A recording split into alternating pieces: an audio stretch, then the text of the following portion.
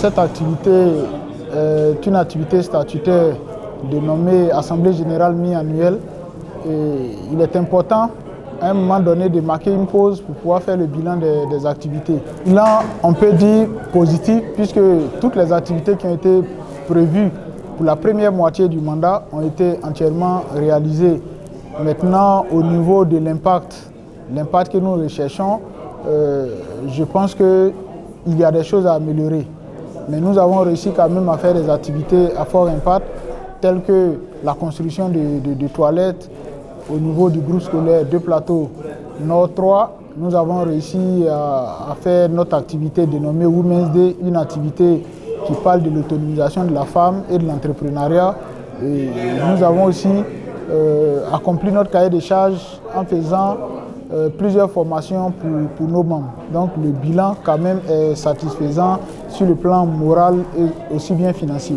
Cette assemblée générale, comme vous avez pu constater, a été marquée par une note de satisfaction, vu que nous avons pu tenir la quasi-totalité des activités à mi-mandat prévues dans le plan d'action du président Germain Kofi.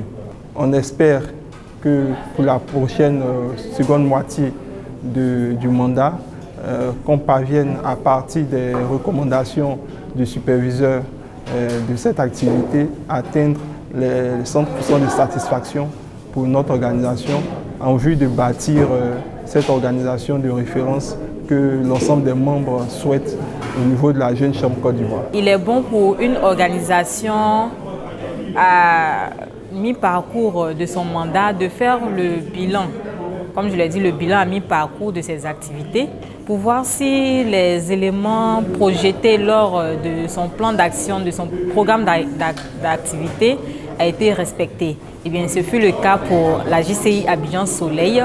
Elles ont eu à réaliser plusieurs formations et plusieurs activités communautaires, comme vous l'avez constaté. Et au sorti de cette AG mi-mandat, on constate que sa caisse, sa trésorerie est positive. Donc c'est vraiment à encourager pour une organisation qui n'a que 2 ans.